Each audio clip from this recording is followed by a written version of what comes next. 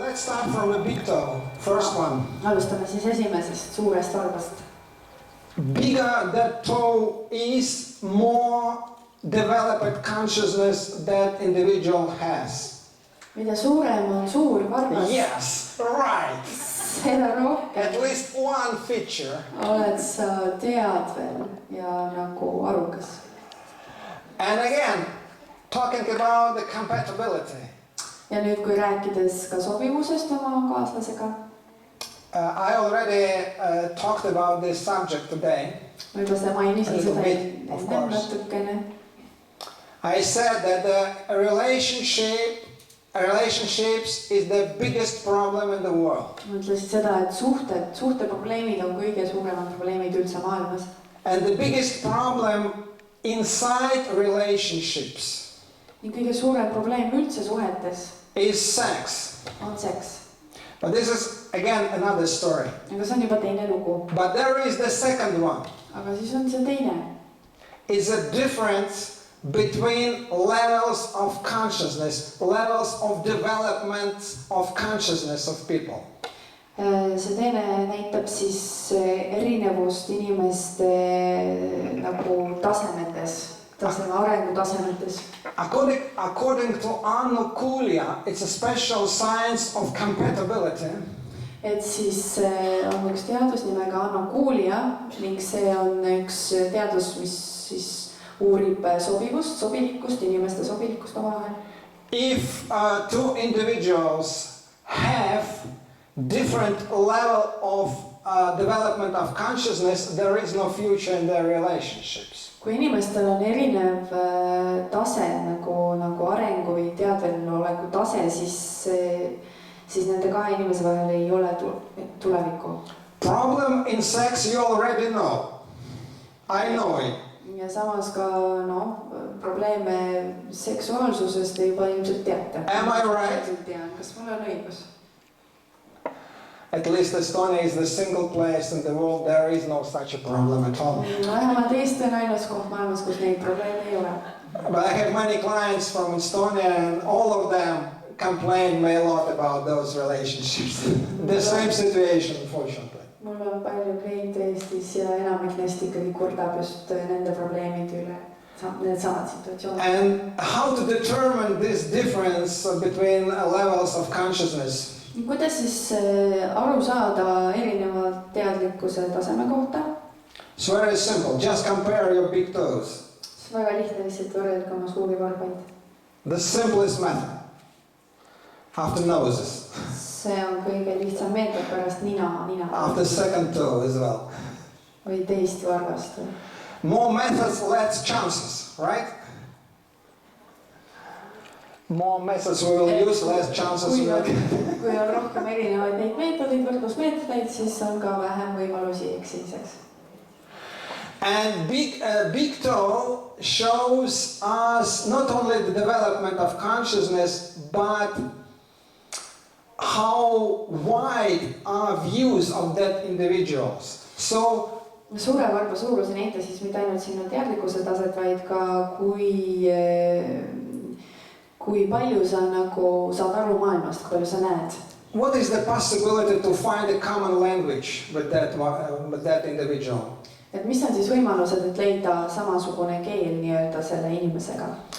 But if there is another side, if big toe is a abnormally big one.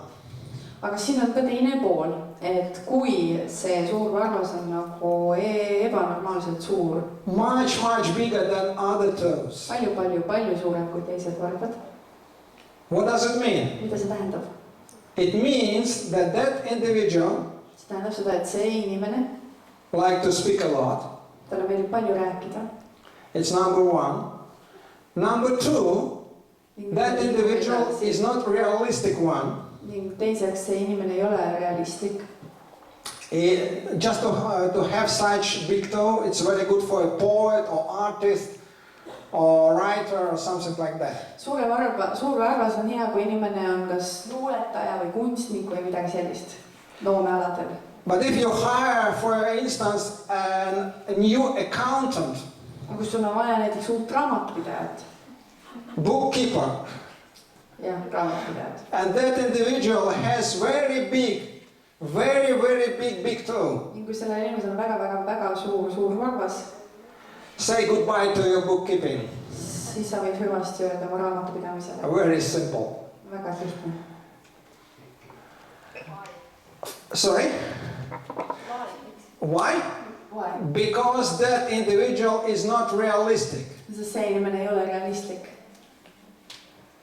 He can't or she can't count figures. See inimene ei suuda lugeda numbreid. One counts ideas or thoughts. Ta oskab lugeda mõtteid ja ideid.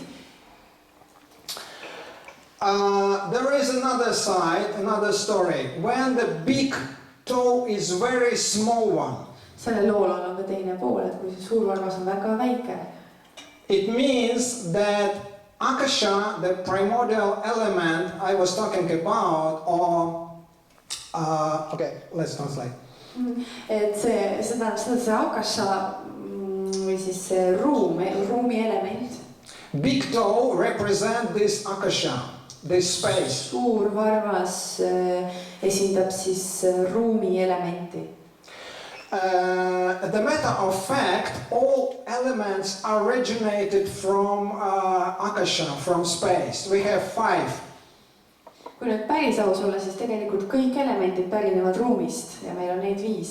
Akasha or space, Akasha ehk ruum, Vayu or wind or air, vaju ehk tuul ehk õhk, Agni or fire, agni ehk tuli, Apaha or Jalam or water, apaha ehk vesi, and Prithvi, earth. vriti ehk maa. And all 4 elements originated from Akasha. Ning kõik 4 elementi pärinevad akashast ehk ruumist. It means bigger Akasha is, more elements come out of it, but not too big enough. Ehk mida suurem siis on sinu akash ja seda rohkem elementi pärinevad sealt If you tulevad. have enough space, everything can happen in that space. Kui sul on palju ruumi, siis selles ruumis võib ükskõik mis juhtuda. Less space you have, less can happen in it. Ja vähem ruumi sul on, seda vähem võib juhtuda. That's why bigger toe or big finger, by the way, is the very important, the most important finger or toe on your hands and feet.